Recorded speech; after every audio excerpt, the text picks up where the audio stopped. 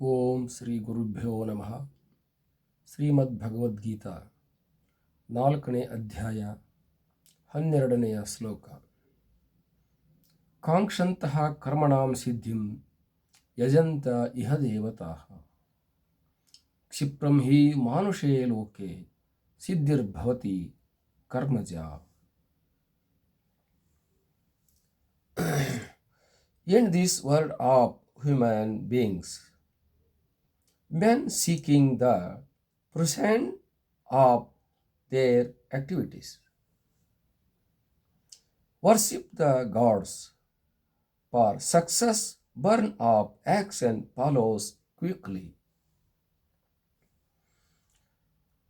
ಅರ್ಜುನ, ನೋಡು, ಬಹಳಷ್ಟು ಜನರು ಬೇಗನೆ ಫಲವನ್ನು ಪಡೆಯಬೇಕಾಗಿರ್ತಕ್ಕಂಥ ಆಸೆ ಉಳ್ಳವರು ಫಲದ ಬಯಕೆಯಿಂದ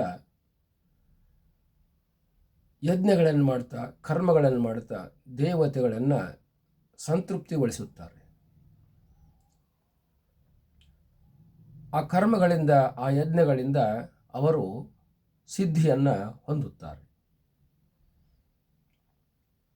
ಆ ಕರ್ಮಕ್ಕೆ, ಆ ಯಜ್ಞಕ್ಕೆ, ಆ ಮಂತ್ರಕ್ಕೆ ತಕ್ಕಂತೆ ದೇವತೆಗಳನ್ನು ತೃಪ್ತಿಪಡಿಸಿ ದೇವತೆಗಳ ಸಂತೃಪ್ತಿಯಿಂದ ಅವರು ತಮ್ಮ ಇಷ್ಟಾರ್ಥವನ್ನು ಪಡೆಯುತ್ತಾರೆ.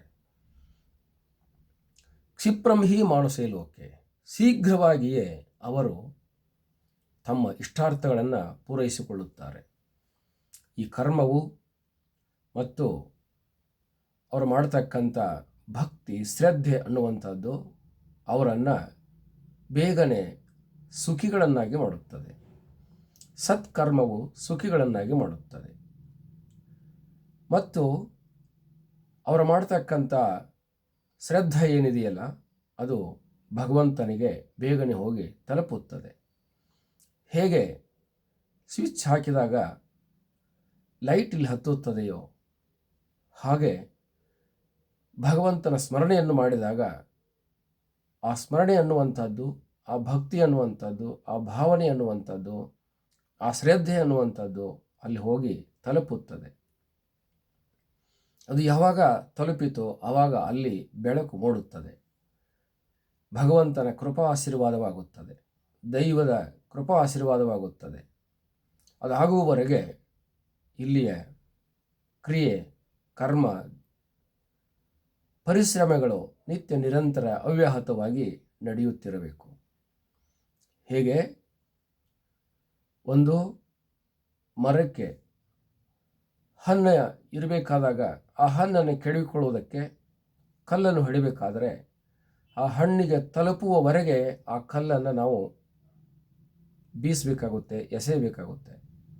ಕಲ್ಲು ಒಗೆದೀವಿ, ಹಣ್ಣಿಗೆ ಹೋಗಿ ಕೂತ್ಕೊಳ್ಳಿಲ್ಲ ಅಂತಂದ್ರೆ ಹಣ್ಣು ಕೆಳಗೆ ಬೀಳೋದಿಲ್ಲ, ನಮ್ಮ ಕೈಗೆ ಸಿಗೋದಿಲ್ಲ. ಹಣ್ಣಿಗೆ ತಲುಪುವವರೆಗೆ ನಾವು ಕಲ್ಲನ್ನು ಹೊಡೆದಾಗ ಆ ಕಲ್ಲು ಹೋಗಿ ಹಣ್ಣಿಗೆ ತಲುಪಿದಾಗ ಆ ಹಣ್ಣು ಬಂದು ನಮ್ಮ ಕೈಗೆ ಸಿಗುತ್ತೆ.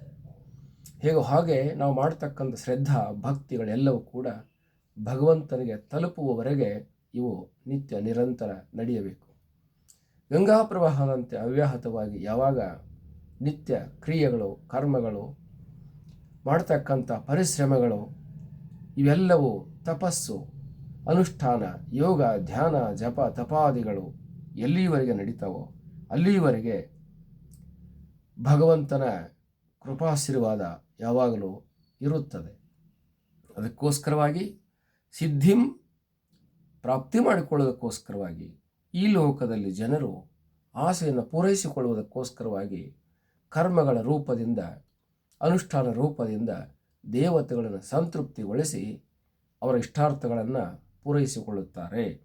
ಹಾಗಾಗಿ ನೀನಾದರೂ ಕೂಡ ಕರ್ಮವನ್ನು ಮಾಡುವವನಾಗು, ನಿನ್ನ ಇಷ್ಟಾರ್ಥವನ್ನು ಪೂರೈಸಿಕೊಳ್ಳುವವನಾಗು. ನಿಷ್ಕ್ರಿಯನಾದರೆ, ಆಲಸ್ಯಾದರೆ, ಜಾರಿಕೊಂಡರೆ ನಿಷ್ಫಲವನ್ನು ಹೊಂದಬೇಕಾಗುತ್ತದೆ. ಸತ್ಫಲವನ್ನು ಪಡೆಯದಲೇ ವಂಚಿತನಾಗಿರಬೇಕಾಗುತ್ತದೆ.